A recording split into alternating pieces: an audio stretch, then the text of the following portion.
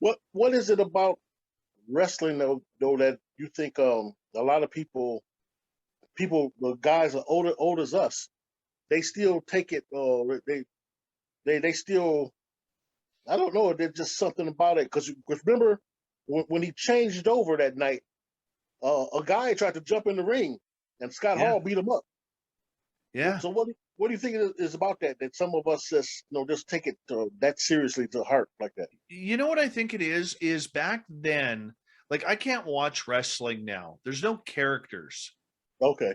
I think the last real true character in wrestling was The Rock. Yeah. I mean, there's no personality, and I've watched a lot of wrestling interviews or shoots on YouTube, and they talk a lot of, because I'm still a closet fan.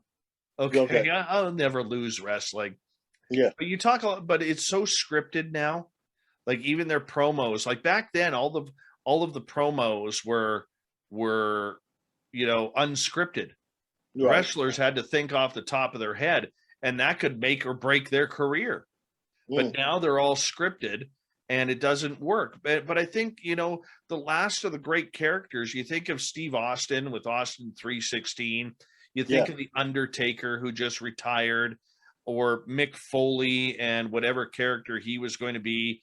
Dude Love or Cactus Jack or Mankind. Yeah. You think of the Rock. I already said the Rock. Uh, the NWO. I mean, that was good stuff, man. And I Yeah. think what happened is we could bond with the characters. We could bond with the passion, whether we loved them or hated them. We would bond with that. And Yeah. to me, when I watch wrestling now, there is Mhm. no bonding because you don't see the big fat King Kong Bundy or Abdullah the Butcher anymore. That all these guys, all the women wrestling, they're all petite, like muscular petite with big fake boobs. Yeah. All the men have the perfect body with the perfect tan and the Yeah. six pack, Yeah. and No more Dusty Rhodes out there. no, no more Dusty Rhodes at all, or Kamala the Ugandan Yeah. headhunter. I mean, Yeah. I loved Kamala the Ugandan headhunter. How could you Yeah. not? Takes his mask off, you know, or Andre the Giant, you know, or the $10,000 bounty on anyone who could slam Big John Studd, Oh yeah. right? Yeah. And but even the managers back then, like the Mouth of the Oh, South, Jimmy Hart, or he Jim was Cornette with excellent. that tennis racket. Cornette was excellent with that with his monologue or how he spoke. Oh He was yeah. he was amazing. I love to listen to him. Hmm. And the Iron Sheik. I mean, how Yeah. awesome is the Iron Sheik? I'll tell you, for all your fans who are on Twitter, just for shits and giggles, follow the Iron Sheik. Mm. He is so rude, or his team is so rude and so crass on there. I mean, every day I laugh at the Okay. Iron Sheik. Every day. And then you find out about this guy that he was actually a real tough son of a bitch.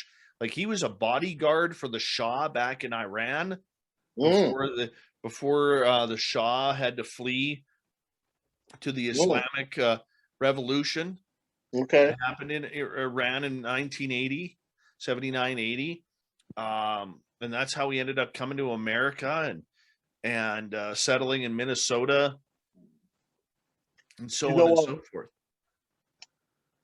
do you know about Haku? Haku, yes. Originally King Tonga. Okay. All right.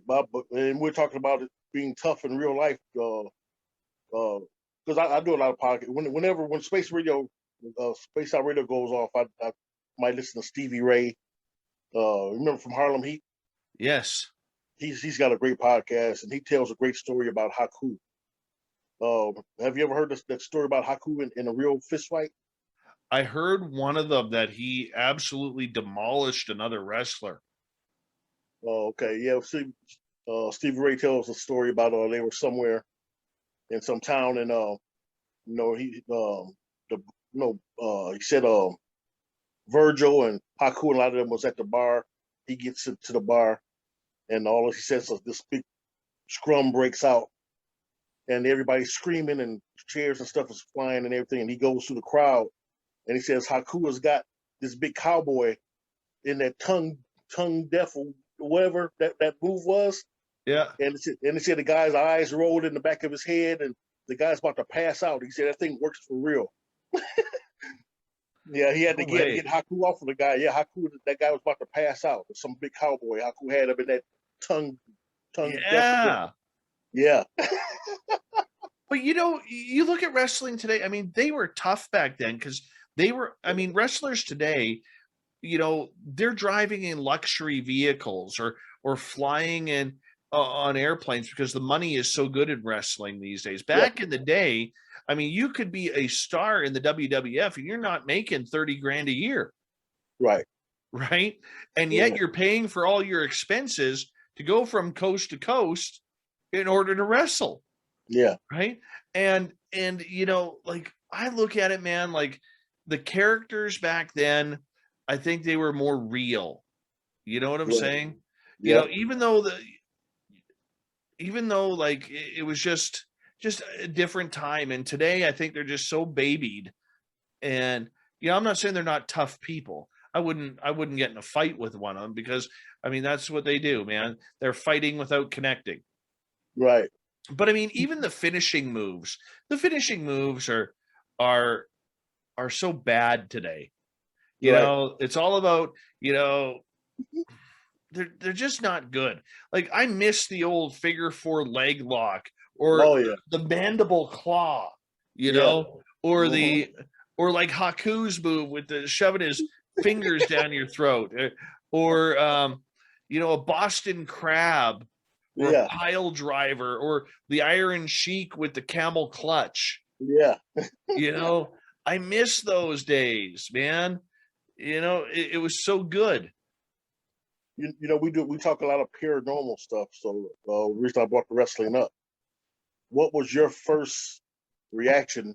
First time you ever seen The Undertaker? Oh man. I remember he was brought to the ring by Brother Love. Yes. And then Paul Bearer, who, by the way, if you want to make a real fun joke, and Paul Bearer's passed away a couple years ago. Oh, I don't know. Okay. If you want to make a real funny joke, Paul Bearer looks exactly like that idiot My Pillow guy. Oh yeah. Yeah, okay. Dude, they are like twins, man. If you put their photos side by side, you're like, Paul Bearer's not dead. He's My Pillow guy, right? Right. Right? Right. And Undertaker, though, what a beast. What a beast. You know. So and funny. I heard some stories about him that he's one of those guys who, like John Cena, man, who will do anything to make a kid's day. Okay. Yeah, like real heart of gold kind of guy. Yeah. But being a paranormal guy with that storyline from him, being a dead man and all that, well, did that really attract you? Or no, I wasn't into the paranormal back then.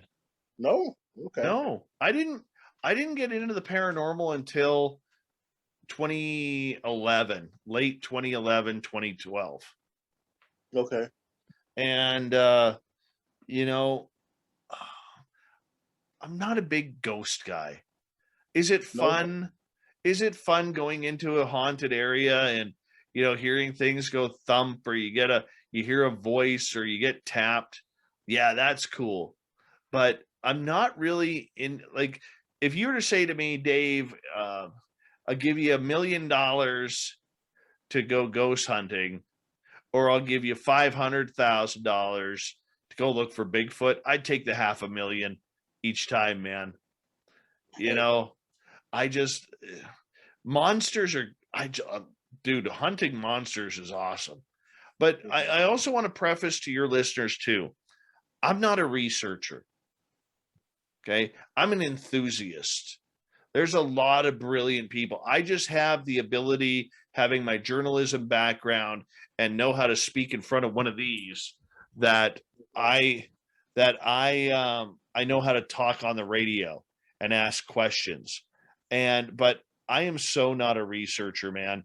But I'll tell you, when you're walking in the forest, man, and you come across a footprint, there is something really awesome about that. Or when you're walking in the forest and all of a sudden you get growled at and you can't see what's growled at you, or the day that my buddy Merle, myself, and my buddy Mark were chased out of the forest by two Sasquatch, that is thrilling. I mean, dude, I've been attacked by ghosts. I've been pinched on the collarbone by a ghost. I've had my wrist tapped right here by a ghost. That stuff is cool. But Okay. but I mean, there is something about being in the forest, man, that is just like, dude, if I saw a Sasquatch walking through the forest, I can honestly tell you I'm running after it. Well, at my weight right now, it'd be a very slow walk, or jog, but I'm going after it, man. Like, why not? If I run into Dog Man, I'm slow walk jogging out of the forest, you know, Okay. Right. you Right. know. So, But what no, what what what do you hope to accomplish if you once you get up to the Bigfoot?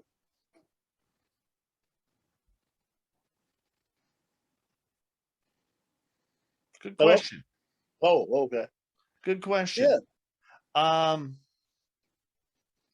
as stupid as it sounds, I want to say hello, and I want to see if it'll shake my hand. Okay. You gonna do the know the thing like that with your No, palms up, no, I'll, playing I'll the try. apes? I'll try and hug it. You try to hug a Sasquatch? Oh yeah, absolutely, I would. Okay. Why not? Right? What's the worst it's going to do, man? Think about it. That is the ultimate death. If it kills you, okay, you're not uh, dying via the mouth of a shark or being clawed apart by a bear. This thing's going to rip your arm off and beat you with it. That is a good death. Like, not many people get to have that one. You know what I'm saying? Right. You're an original. You're OG, right? Oh, that's a good way of looking at it, man. No, but seriously, I I would just want to get close to one.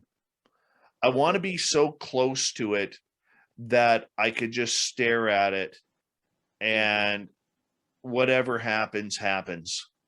Okay. You know, I want to try and, there's a lot of people out there who believe this creature can telepathically communicate. Yeah. I want to see if that's possible. I want to see if that's true. And I want to be able to see if I can make that happen. Okay. Um, wanted to ask you about leadership. Something Okay. happened. Something happened a couple of weeks ago. I was admired you for it, or it may have been a little sooner than that. But what's your definition of a good leader? It's funny. I've never thought of myself as a leader. I've Hmm. always thought of myself as a good lieutenant, a good assistant captain. You know, in hockey, if I put it into hockey terms, you could use the same as football. You have four captains in football, you Right. know, and in hockey, you have one captain and then you have two assistant captains. And I've always thought of myself more as an assistant captain. It's somebody who can command respect without having to be a jerk about it. Somebody who is willing to uh, help out the weakest teammate and make them better. It's somebody who is can analyze a situation and say, okay, where do we go from here? Try and find that balance, because not everybody is equal. Not everybody can do what I do, or not. Like, for instance, I may be able to talk on the radio, but I could tell you this: I sure as hell cannot fix a car. I have electrical issues in my house that I need to get fixed. I don't know how to fix that. I got to hire someone to do that. It's someone who can communicate with people. Sometimes you have to know when to be stern. Sometimes you have to let people know when you're serious. But other times it's about respect. And, I always tell people when people ask me about Spaced Out Radio, and I had this conversation last night with somebody regarding, being on the air and how to act on the air. And my old theory is this, is if you are, and I used this on you a couple of years ago, see if you remember. I mean, the theory is if our radio show is a 747 cockpit, who's the pilot and who's the navigator? Most people will say, well, it's my show, I'm the pilot because I'm flying the plane. And my answer is, no, you're not the pilot, you're the navigator. And they'll look at me and they'll be like, how? It's my show, I'm the pilot. And I'll be like, no, your job is the navigator. What's the job of a navigator? It's to tell the pilot where to go. Right.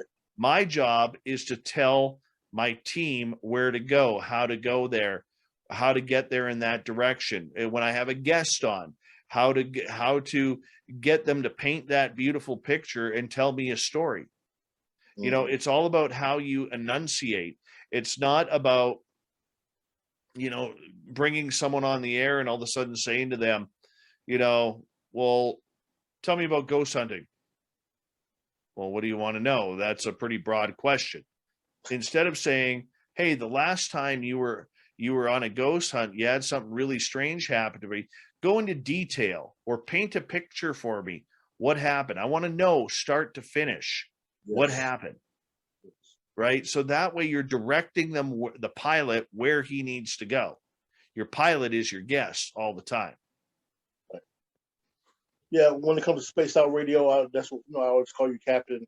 I'd watched you handle situations since I've been there, where making sure that the chat room stays respectful, and yes, the times you've had to speak out, and you don't really go off, but when it's a situation that's serious and you speak out, you can tell the firmness and the seriousness about what you're saying, and it's like I'm glad I'm not that person, and I admire you for that. Thank you. Making everybody feel safe. You know what it is, though? Okay. In our chat room on a nightly basis, we have people from all around the world, literally. Okay. We have straight people. Mm-hmm. We have religious people. Mm-hmm. We have many different religions. We have people from the LGBTQ community in there. We have Black people, we have Hispanic people, we have white people, we have First Nations people in our chat room. And you know what we all have in common? We're done with the bullshit. Okay? We're done with the bullshit. And I am so sick and tired of and I don't, me, I don't usually talk politically. Right. But when people enter my chat room, I always like to say, this isn't you're allowed to say whatever you want, but we don't talk politics, we don't talk COVID, and we don't rag on people. You don't insult the guest, and you don't insult, like you can say, I don't like the guest, or this guest isn't working for me, or I don't believe the guest. Hey, that's a great opinion. You're allowed that. But if you sit there and you say to my guest, oh, this guy's full of shit, or this guy's a moron, or this guy is an idiot, don't need that. Right. Don't need that whatsoever. Right? So I always tell people, my chat room isn't a democracy. It's a Dave-ocracy, or if you want to call it Dave-unism, you can call it Dave-unism. Right? But every day, man, we are hammered by politics, race, religion, creed, personal belief, COVID-19. Um, my purse is worth more than your purse. Your car is worth more than my car. I'm tired of that. You know what? In the end, we all gather in my chat room for one reason and one reason only, because it's story time. It's about the terminology we use for your listeners who may not know. The terminology we use is called woo. It's about the woo, having a good time and just enjoying it. I don't care what you believe or how you believe it.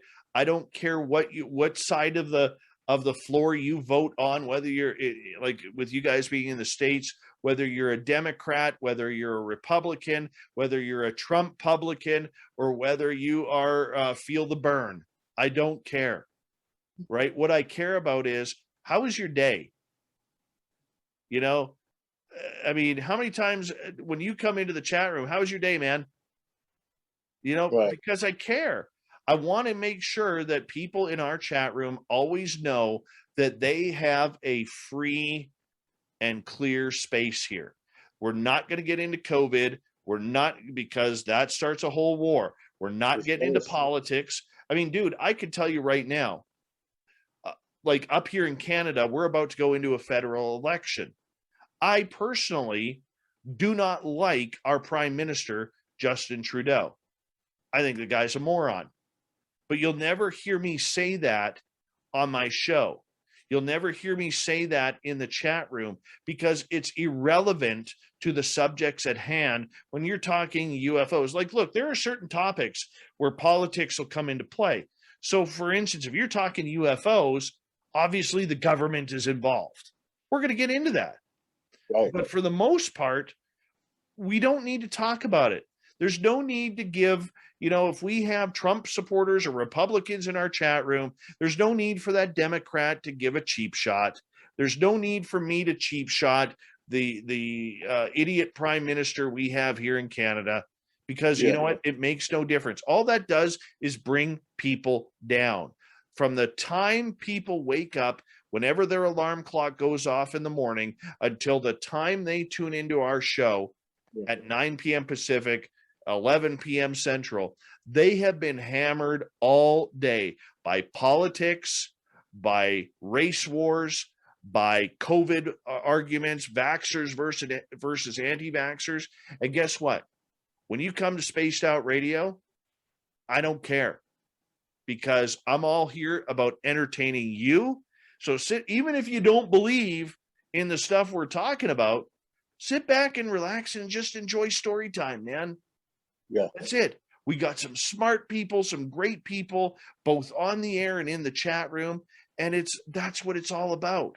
And it pisses me off when somebody comes in there and all of a sudden starts trolling the room about anti-vaxxers or vaccinations or whatever. I don't care.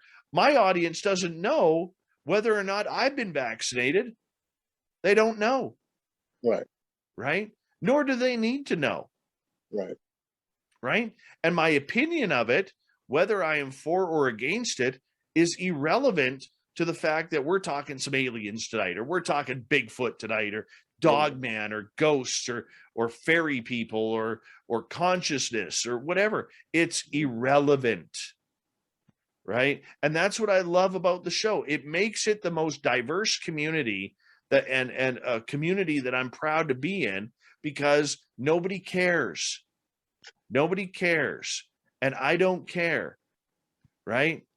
And that's the big thing. I think if a few of us, not to sound like I'm on a high horse here or anything, but you asked a question, but I think if a lot more of us started saying, I don't care, right. You be you, okay?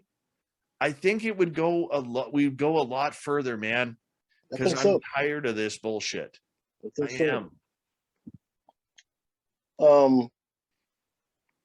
Got maybe about maybe 10, a little more than 10 minutes ago. Got a couple other things I wanted to ask you about. I noticed you the other night. I wrote something in the on the when we're about to end the show. and I remember we're rocking out uh, with Den Fest. And I said, you kind of shook your head I'm a little bit. sorry, I missed that. The Den Fest. You always make this. You always got the thing with the dinner for breakfast and breakfast for dinner. Yes. So I thought I was having fun with it that night. And I was like, I remember the Sharknado. They said sharks, tornadoes, Sharknado. So I just said dinner, breakfast, Den Fest. No, So no, no, no.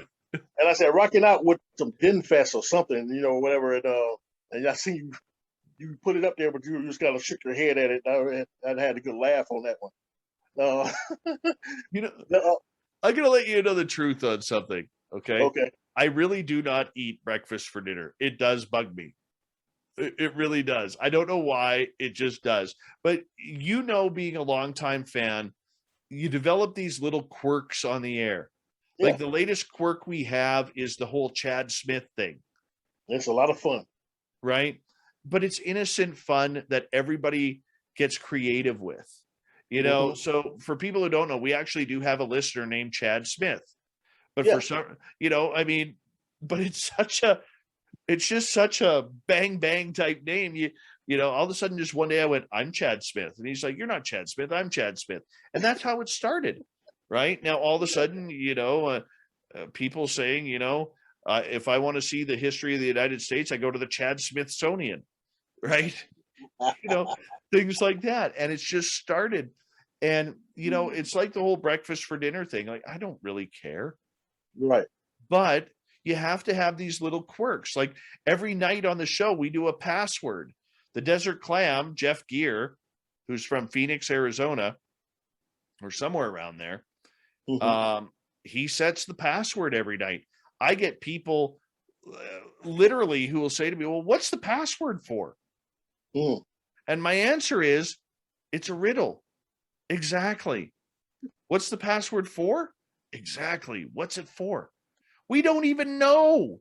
We Right, just do a password for the sake of doing a password, right. right? It means nothing. But it's amazing how certain things like that just set people off and people get angry over it, right? Um, Hmm. we do all these little quirks like the word plethora. The word plethora is my favorite word in the world. I love Okay. that word. And I remember exactly where I learned that word was on the movie The Three Amigos when El Guapo drops the word plethora in a sentence.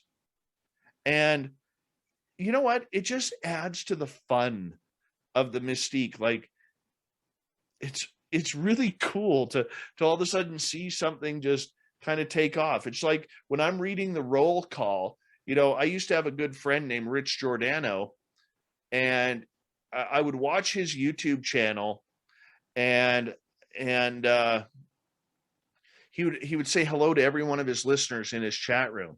So I asked him one day, I said, "Do you mind if I steal that from you?" I said, "I think that's really cool." And he goes, "Yeah, go for it." So I mean, I come up with little nicknames for those who are real regulars to the chat room, like your Super Quest, okay? Hmm. Um, like for people who don't know, every night uh I end the show. I always have Quest's comment on there because he's like, "Take us home." Yeah. And dude, honestly, if you're not there, like the other night, I guess you must have had to work late. You weren't there. I'm looking for it, man. I'm like, where is it? Like, I need my Super Quest. Take us home, Captain. Yeah. Like I need that. That's my Yeah, fix, yeah, and but we nickname a lot of people, yeah. um, I'll tell you why. Let me tell you something. This is actually quite important. Okay. Um, I nickname a lot of people in my life. Mm. Okay. And like even my daytime job, I nickname a lot of people there.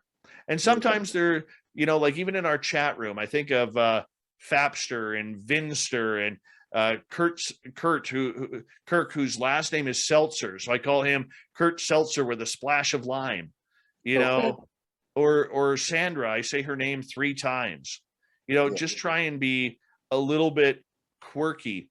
But there's actually a reasoning behind that. And this is actually quite serious. And you'll be the actual first person on air that I've ever told this to. Okay. Okay.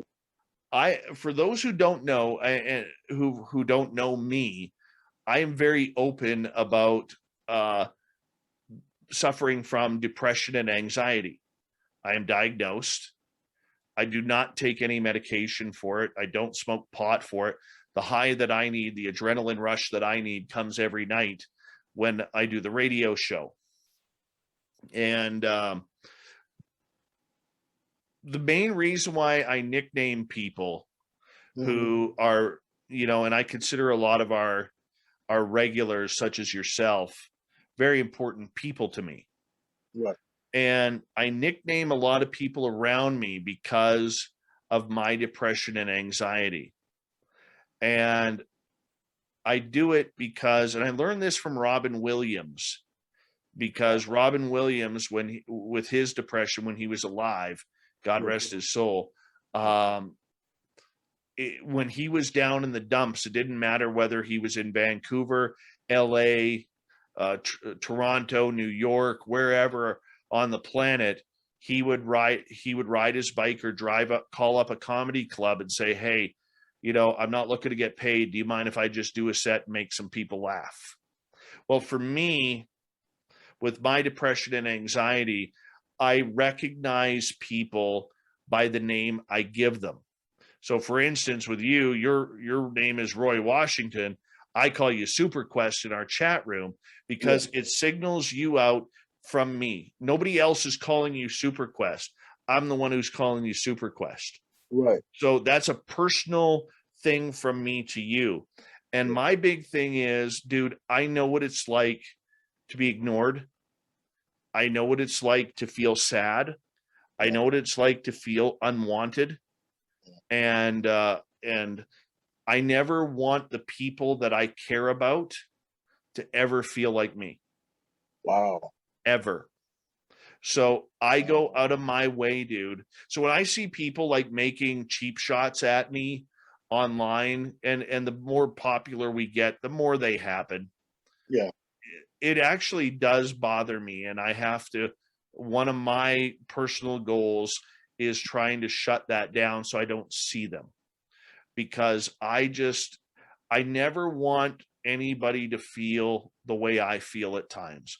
And when I'm in a dark zone due to my depression or due to my anxiety, it is dark, man. And I would never want someone that I care about, even if it's an audience member who I've never met before or even spoken to before. All right. I never would want them to feel the way I do. So I always try and go out of my way in order to make someone feel special to me. And that's why I do it. Man, that's beautiful. Wow. Now, if you tell anybody that, I'm going to deny it. Okay. You just that's great, man. That's great. And like I'll give you an example. yeah. I have this real hard ass that I work with at my daytime job. His name is Colin. And I'll say hi to Colin 8, 9, 10 times a day. And finally, he walked into my office one day. He closes the door. And Colin's a real straight shooter kind of guy. He goes, Dave, saying hi once a day is fine with me. You don't have to do it 10, 12 times a day. He goes, I don't know why you do that. I said, well, let me explain to you. And after I explained to him exactly what I just explained to you, he was like, he goes, okay, I get it. I'm cool with that. Thank you. He goes, now that I know, he goes, that's not a problem, but thank you. He goes, I appreciate that now. Okay. Because sometimes it's just about understanding. Yes, it is. Yeah. I've also been kind of hooked into this off-grid living thing. I don't know if you look at any of those videos or what your thoughts are with people transforming these old buses, these old ambulances, even big 18-wheeler with the cargo trucks in the beautiful homes. What's your thoughts on that? Do you think that's something that a lot more people is going to head towards, living off grid?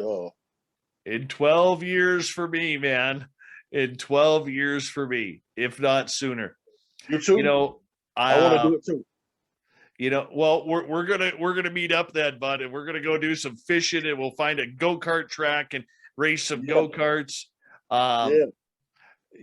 I think if like I'm 48 years old, my son is 8. Okay. I think if we would have had him sooner, that plan would be expedited a lot sooner. Okay. There's just something special about being out in the wilderness. And I look at all the, you know what? I never grew up flying. Okay. A lot of people grew up, mom and dad flying to Hawaii or flying to Disneyland or flying to New York or flying to Florida, Mexico, wherever, sometime maybe England or the UK or something. My dad was always afraid of flying. So we drove everywhere.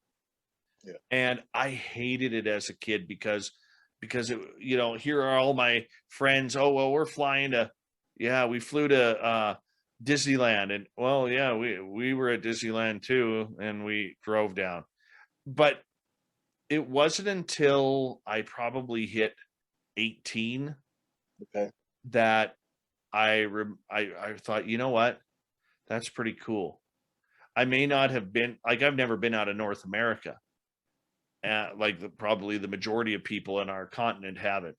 But the things I've seen on the road, it makes you take your time to just relax and enjoy what's out there, because there's some beautiful communities out there. There's some beautiful people out there. And you know what? If you're into the paranormal or supernatural or just have a wanderlust, dude, there's some great story. Every community has a story. Yes. And if you're into geocaching, which I would suggest you get into, okay, there's always an adventure, because there's always a prize at the end of the road. Right? So I just really, really like the idea of going off the grid, not having an address. Look, I'm not one of these guys, when I say go off the grid, I'm not one of these guys who's going to, hike 50 miles or 150 miles into the forest on horseback and find a stream that has a lot of fish and say, this is where I'm setting up my cabin, and then get out there and start building your own wood cabin, and there's no electricity. You got an outhouse, your next door neighbor is a grizzly bear.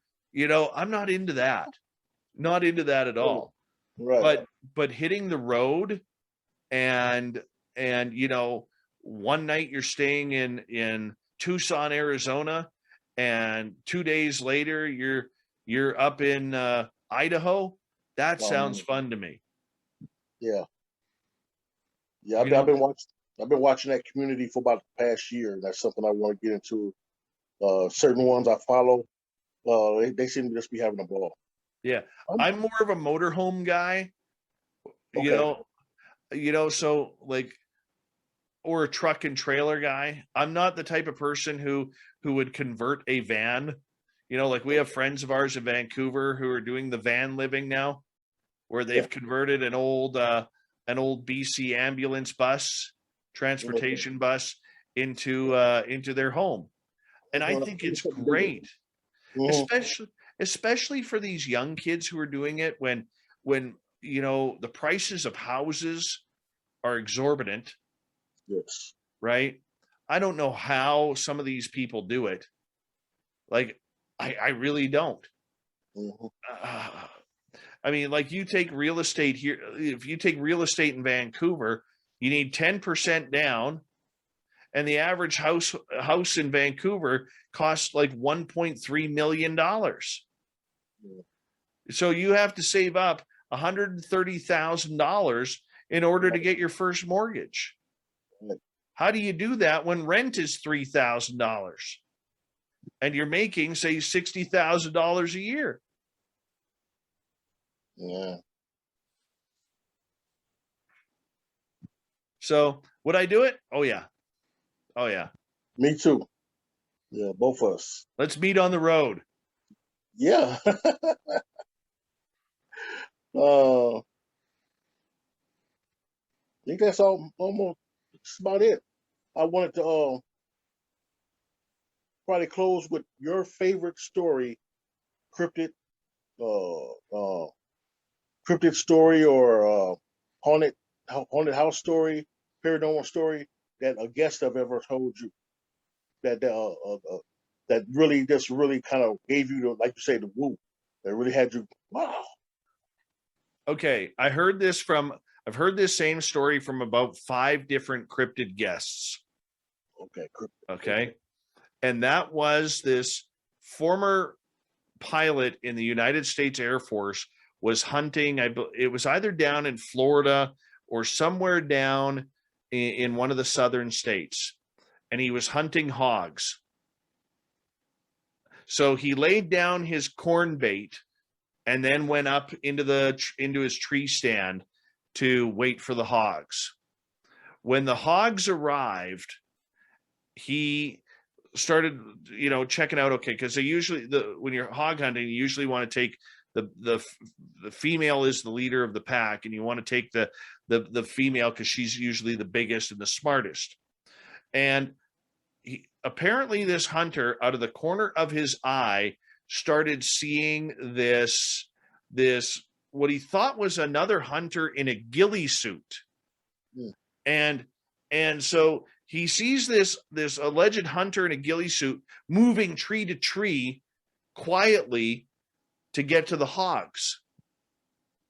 It was then when he all of a sudden, so now he can't shoot because he thinks there's a person there, can't take his shot. All of a sudden, this Sasquatch jumps out from behind the tree, grabs this 300-pound hog who's now screaming, and slams the back of the hog's head into a tree. The hunter, watching all of this, then looks at the Sasquatch, and the Sasquatch, which didn't make eye contact with him until he hit the hog, the Sasquatch looked up at the man in the tree stand and roared at him. But what scared the man even more, besides having this happen, and the Sasquatch saying, "I just stole your hog that you were going to shoot," was the fact that about 25, 30 feet behind this man in the forest was another Sasquatch that roared back. Holy. And the story goes that he stayed up in that tree for another 6 hours before he actually climbed down and walked away quickly. And he's never been hunting since because that scared him so bad. I love that story. I would love to meet that man to make sure that he actually exists and that this just isn't Bigfoot folklore. Wow. Okay, that was a pretty good one. Yeah. Pretty good one. Yeah, remind me of the story I heard of the guy who was worked for the power company, and he was sent out late night to fix some power lines. So he's up in the lift, right? Yeah. And all of a sudden, down on the ground by the truck, there's a dog man down there. Then, oh my! Then after a couple more minutes, there's 2 or 3 of them, and they're waiting him out. You know what I'm saying? And so he was stuck up there, if I remember correctly, for maybe a couple hours because they were waiting him out. They're looking up, looking up and everything, and waiting for him to come on down. And something happened, I guess, where another truck came or something, and they dispersed, and he got out of there real quick as he could. It was a blessing happened for him. He dived in the cab and took off. No kidding. Supposedly this was like in Alabama or something. Yeah, maybe that damn dog man. That damn dog man scares the daylights out of me, man.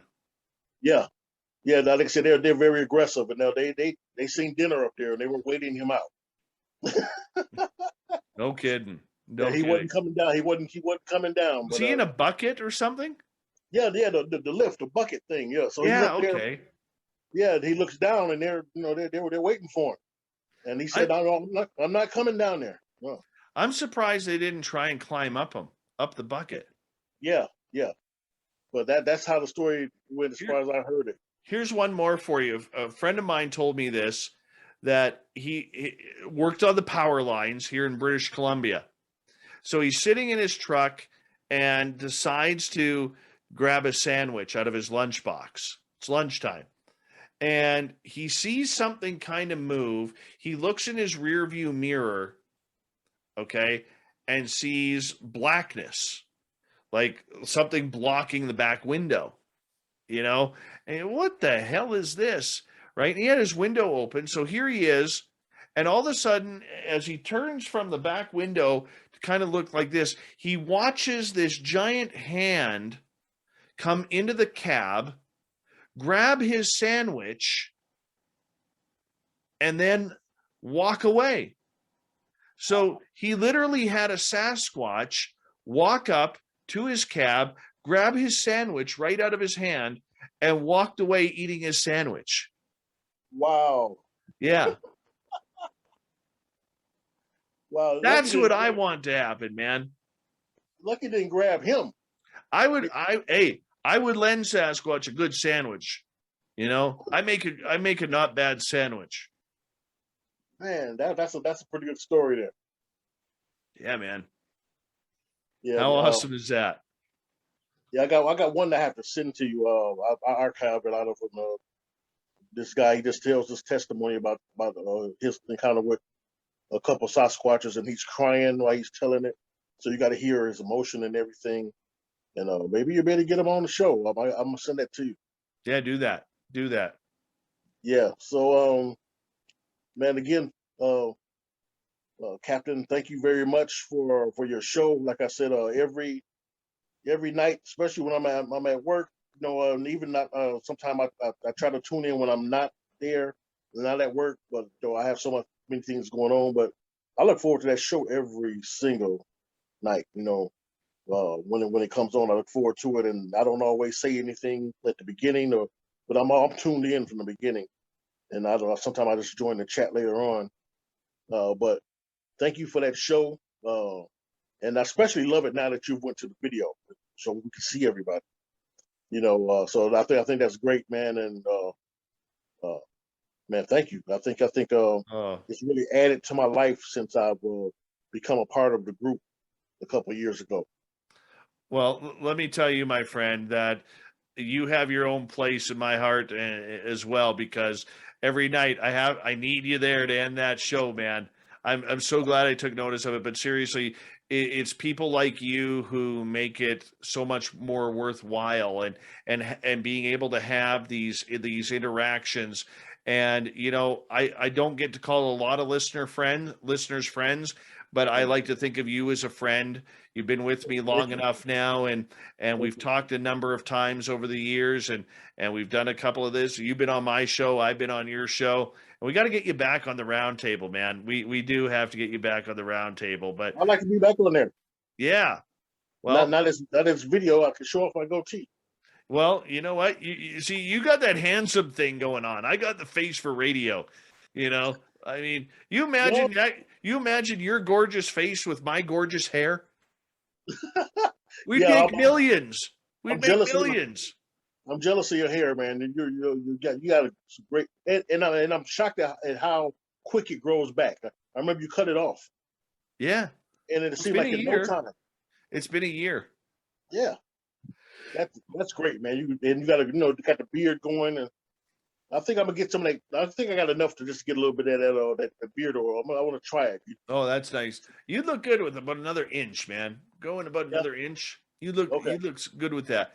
But no, seriously, man. Thank you so much for having me on. I love you, man. I love Thank you, brother. your what you do with your podcast. You're one of and you're one of the only shows that I allow advertising in my rooms, because I think the world of you and what you do, and you're a class guy all around, man. And thank you for being a veteran. Thank you for your service and just being a friend of not only mine but of Spaced Out Radios.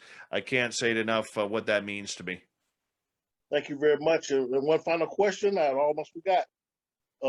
Was there anything of favorite of yours on my EP? I'm sorry? On my EP?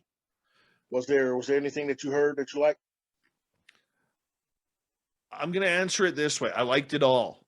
And Oh yeah, I'm not I'm more of a metal guy. Okay. I know. Like if you look, I've been playing with a guitar pick the Yeah, entire time. Right. And yeah. I'm just learning how to play guitar after 40 years of begging. But I listened to I saw your videos that you put out that you sent me. And I just think you're so talented, man. Like I had the biggest smile on my face watching you just get into it and tell a real beautiful story through your words, man. And Okay. that's what's important. All right. Thank you very much. And you got them beautiful guitars up in your where you record at. You don't know how to play? You're just now learning? No, I always wanted guitars, man. Like I always wanted to learn how to play guitar ever since I heard Def Leppard's "Foolin'" back in 1983 on Friday night videos. You Yes. remember the Friday night videos on NBC? Yes. Yeah. And then I just wanted to learn. And my parents were, it was like they skipped the 60s, 70s, and 80s, man, at that point. And they were just all about like real twangy country music and polka and like 50s Beach Boys stuff. Yeah. And here I wanted to hearing this new sound, and then all of a sudden you learn about Def Leppard, and then there's Quiet Riot, and then there's Van Halen, and then you hear about Oh, Iron Maiden and yeah. Judas Priest and Dokken and all these bands, and I'm like, where is this coming from? I love this noise. And my Yeah, parent and man. I'd be like, Dad, Mom, can I get a guitar? I really want a Yeah. guitar from Santa. I really want a guitar for Christmas. I want to learn how to play guitar. My dad, who still believed the saxophone was fun, was like, Okay. no, you can play saxophone. No. And I played saxophone for 2 years. I hated every minute of it. Okay. I did. And then, by the time I grew into adulthood, I never really thought about playing guitar, except I played a mean air guitar at the time. And then for my 39th birthday, my partner got me my first guitar. Oh, And I could show you it here. Hold on 1 second here. Let's see if we can turn this off here. I don't even know if I can turn it off. Let's just maybe not that way, not that way, not that way. There we go. None. There we go. So this here was the guitar that she got me. okay. And it's a Washburn. That's beautiful. Yeah, and I really like the headstock on that too. Oh man, that's beautiful. So that's the first guitar that I got. Okay. And and then I thought, well, it looks good. Don't know how to play it, but at least I could say I own a guitar. And then I wasn't prepared for the fact of getting addicted to them. And then this one here, this is a Jay Tercer Les Paul knockoff. It's dirty. I got to clean it. My son was playing with it. And you know how kids' dirty fingers are. But this one here is almost on its last legs. And yeah, now I'm in guitar lessons trying to learn how to play. But there's 8 guitars around here. There's just 3 of them here. This one really doesn't work. It's just there for show now. All right, man. Are you gonna join it when you get kind of good? Are you gonna get with a little band and just kind of have some fun? No, all I really wanted, I'll tell you my whole goal behind it. I want to play my favorite song in the world is Guns N' Roses' Paradise City. Okay. I want to be able to stand in front of my television and play along to it. That's all I want. That's all? That's it. Okay. And if my son, who is in guitar lessons, starts to do well, that would be great too. Okay. Yeah. But I'm not good right now. I'm learning though. I'm learning. And you know what? Nothing wrong with learning, even at 48 years old. Yeah, man. I admire you for that, man. I've always played guitar too, but you know, I'd love to see you play in a little band or something, though, man. Little For Whom the Bell Tolls from Metallica. Do do do do do do do do. That's all I got so far, and I'm still bad at that. All right, man. Thank you very much. And no problem. I'll see you in the chat room on Monday. Yeah, you will. Thank you so much. Oh, is there a show Monday or is we got a holiday? Of course. We always got a show. What else am I going to do? What else am I going to do? You know, I want to just give a quick shout out to my team, Lynn Wallington, who does the Saturday and Sunday show, Gary Spikes Jr., who runs our behind the scenes business, our YouTube channel, Filth and Kate and Emily, who do our bookings, Gail on the news, John, who's new to our team. We have a great team of putting all this stuff together. Couldn't do it without them. And if anybody wants to follow us on social media, you can do so on Twitter at Spaced Out Radio, Instagram at Spaced Out Radio Show, youtube.com/Spaced Out Radio. We're on every platform from Spotify to iHeartRadio to Apple and Google Play, and we're everywhere. So come check us out. Come hang out with Quest and I in the chat room. And if you like the woo, we're the place to be. Right. Thank you, brother. Anytime, my friend. Love you much. Thank you. You too. God bless. You too. Call the cops. There's murder on this track like ARS. Never pregnant where you love at. Break them down. Slam it like Shaq. Suckers hat, but got my hat to the back where you love at. Fuck them down. Do it like that. Roll it clean like a wax Cadillac. Now where you love at. Alpha Wolf. Leader of the pack. Nothing sharper than the power of my bark where you love at.